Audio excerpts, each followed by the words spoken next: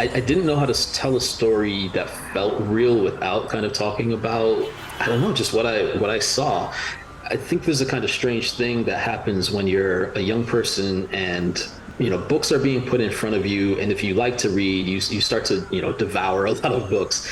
I wasn't reading anything that really felt like the environment that is South Florida. As a younger writer, I was kind of replicating more what I was reading versus what I was actually seeing in my day-to-day life.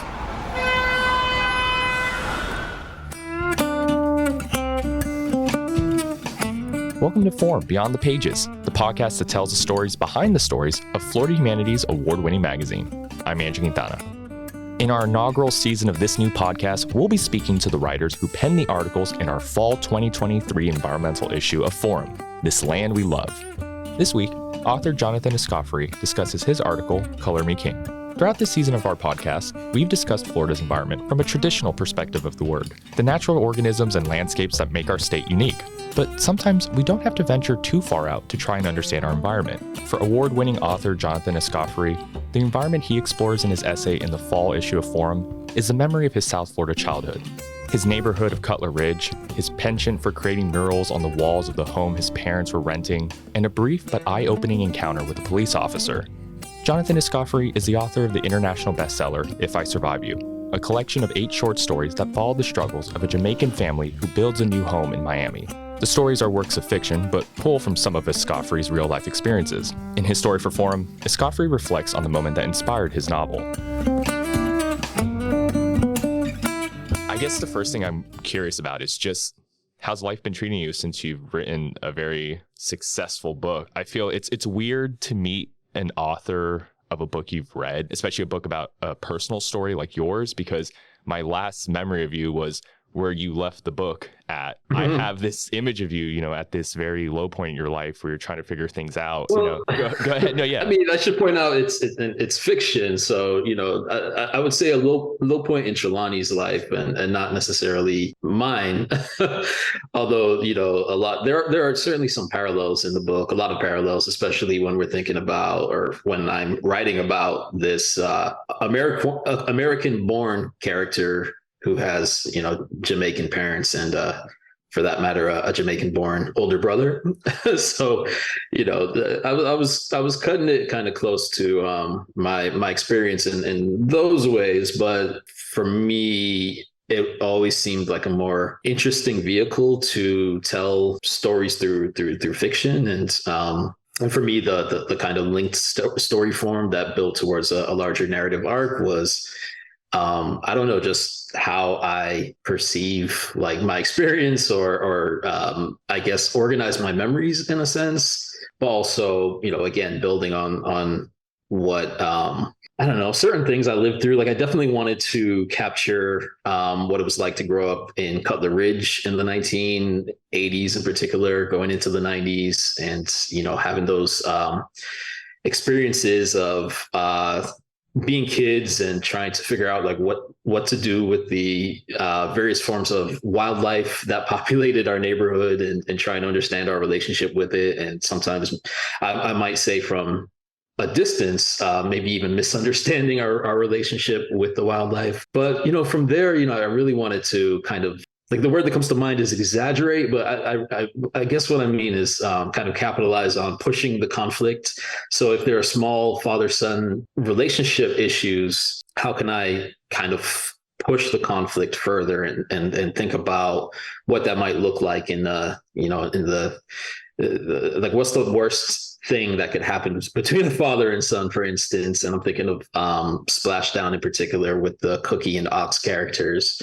But then a kind of parallel father-son relationship being with Trelawney and his father Topper, and thinking about more nuanced ways that sons and fathers sometimes just can't seem to get it right. Right. Yeah. And I guess that was something I wanted to also to explore a little bit as well with you, because the book reads very personal. So you would imagine this is a true story. And like you said, you've pulled elements of truth from your life, but how do you toe that line of this is where my story is going to end and this is like like you said, this is where Trelawney is going to go. You kind of mentioned conflict being the entry point for you. Is that true, or do you have different avenues you come at with fiction? Yeah, I mean, it might be enlarging the conflict and finding, vehicles to explore an idea about conflict, trying to find the actual structure for a story. So like the opening story of the book is called Influx, and it follows very closely Trelawney's exploration of his identity. And he it's not that he wanted to explore his identity. It's that, everyone else is asking him, what are you? And why don't you fit into these more, I guess, black and white boxes that we're used to plugging people into? I mean, for me, it's like I could remember being asked some of the questions that Trelawney was asked growing up, and also in adulthood for that matter. But if I want this to be something that's compelling and something that people can actually follow along with and track a journey, I still have to, in a sense, pick and choose which of these voices I'm going to then turn into characters, even as they're kind of minor characters who are kind of it's like a kind of running refrain that keeps coming back to him, so that every time he tries to latch on to a particular identity that people might find acceptable or legible, he just wants to be able to put the question to rest very succinctly. But every time he gets close, there's another voice being layered on top of that is kind of challenging that. And, for me to, I don't know, put a kind of structure around it, I felt like I had to fictionalize and I had to kind of condense voices. I think that's good background, especially for this story that you wrote for him, since it's a very personal story. I mean, you write in the subtitle that this story was the inspiration for your book, or you felt like it was the moment that you got inspired to write your book.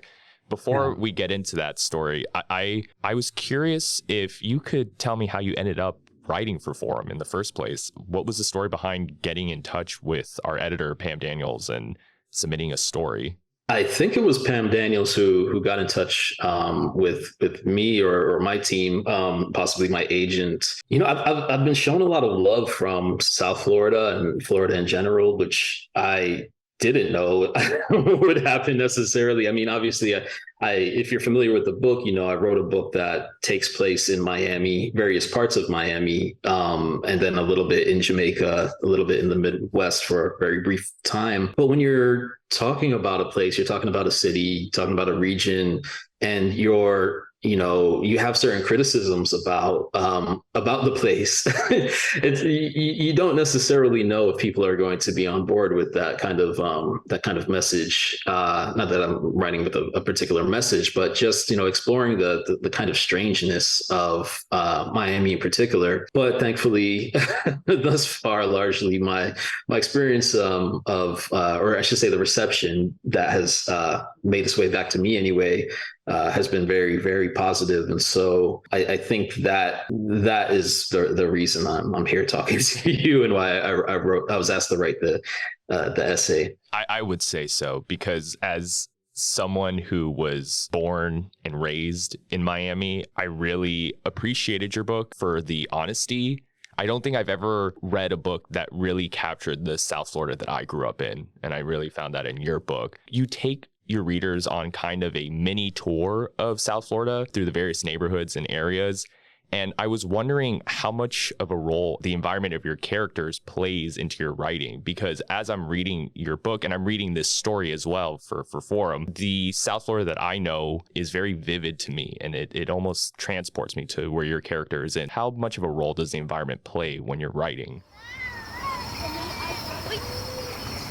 It plays a big role in all of the various ways that we might talk about environment. I mean, I think it's in a way why I wanted to tell the larger story of this family through these standalone stories, because in the story Pestilence, for example, that's where I really wanted to talk about the landscape and the animals and insects, and kind of finally land with the hurricane, because that was such a pivotal part of my upbringing. Just my upbringing, my childhood was populated with those creatures that shared space with us in my neighborhood. But then there's like the kind of cultural environment and the mashups of cultures that create, Miami in a sense. I didn't know how to tell a story that felt real without kind of talking about, I don't know, just what I saw. I think there's a kind of strange thing that happens when you're a young person and, books are being put in front of you. And if you like to read, you start to, devour a lot of books. And I wasn't reading anything that really felt like the environment that is South Florida. As a younger writer, I was kind of replicating more what I was reading versus what I was actually seeing in my day-to-day life. At a certain point in my 20s, I realized that if my writing was going to feel true on the page and feel, for that matter, like worthy of being read, then I really had to make a switch and start actually talking about, what was around me. And that was a kind of pivotal realization that I eventually had. Did you know this essay was the story you wanted to write for Forum from the get-go? Or did you have a vision for a story that you wanted to write for this magazine and it became this? Yeah, I think that's a great question because it makes me think about how I went into the assignment thinking that I was going to write more specifically about Cutler Bay. I always pause over Cutler Bay. Yeah, now Cutler Bay. It was Cutler Ridge when I was growing up, but Cutler Bay.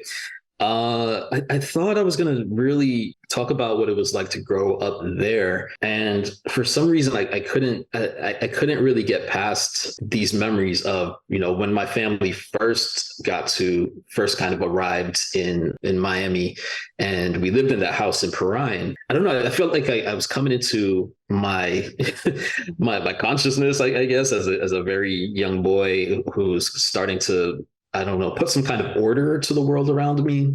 And, some of that had to do with art and finding a love for creation, even in a kind of creation that was getting me into trouble as I was, I was basically damaging the house that my parents were renting. I felt the need eventually when I was writing this essay to actually talk about those things and talk about the earliest stages of creation and finding a kind of context.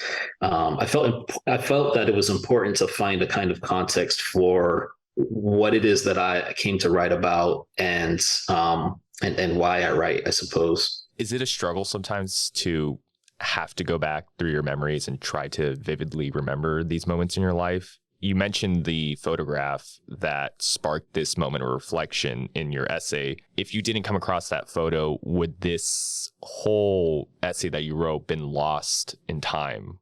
I think the struggle is in trying to get around the memories that are so cemented in my mind that I believe they are true. It's like there are certain memories I've told myself over and over and over again. And I have to acknowledge there's no way, some of this, I should say, there's no way I could actually know if this is true. It's how I remembered it. And it's how I've kind of, my mental writing instrument has just been kind of circling it and putting the indent deeper and deeper and deeper as I've gotten older. And even if I look at an old Polaroid that I'll find in a family album, it's like, I just don't know what's happening on the outer frames of that photograph. There may have been other people present, but I'll only really remember who's actually in the photograph. There are things about the house I'll never remember because I can only see the front of the house. And so these various memories they're so confined to, this like the size of a Polaroid in a sense, or those moments that are kind of like traumatic. Like I remember being scolded for drawing on the wall with the crayon, but I don't. There's a lot more that happened in the the day before, the day after, the rest of that particular day. But I'm locked onto these distinct moments. I think the crazy making element of it is trying to get around that and trying to create meaning from it without actually buying into the idea that, memory is reliable. Do you feel like South Florida is still a place of inspiration, or are you done with that chapter of your life? It's a great question. I mean, I am writing a book that takes place back in Miami. I don't know how long I'll be writing books that take place in Miami. When I'm there, I feel a lot of inspiration. And so I do want to feel that connection with South Florida to get that kind of creative inspiration, because I just think there's so much more to say about it. But I don't always want to be, I don't know, trapped in that timeline of a kind of 1980s Miami to up to like the financial crash. So for me, like, I think it's important to stay connected and figure out, okay, what's going on right now that of course is going to have a kind of historical context for whatever is happening right now, and obviously, in the news. But for me, it's always more interesting in fiction to see, like, what's it feel like on the ground? What are people saying to one another? And I think it's important to get that firsthand. So I'll be spending some more time back down there.